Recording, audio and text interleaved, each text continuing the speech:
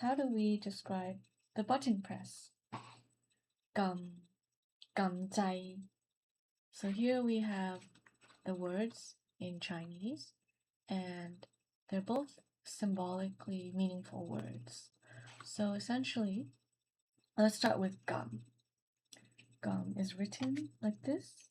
So I'm going to use Pleco to explain. And it has three components, three compounds. So gum. Gum. And essentially, the characters are here. It has the 手字边 for hand on the left side. And on the right, it has the 힘字, meaning lifting a body part. So when you combine them together, you're pretty much lifting your hand to press a metallic button. And essentially, the middle of the word gum is very similar to gum. And so you can use that as a mnemonic to remember this word, gum.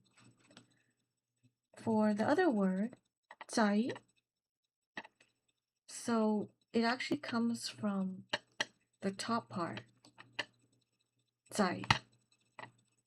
So the top part, zai means to manufacture, like not gai. It's another word. So 栽种 is to manufacture, 栽定 is to formulate, and 栽种 is to produce. So that's the main word there. It's also pronounced 栽 for button, but it's very clearly indicated there that there's a hand involved. So how do we write 栽 with the hand? It would be like this. And this is the word 在, to pull back like this.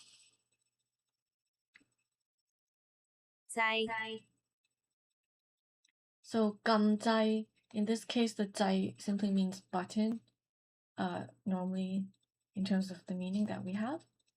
So now we know how to write and understand these words.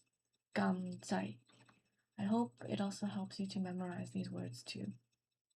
All the best.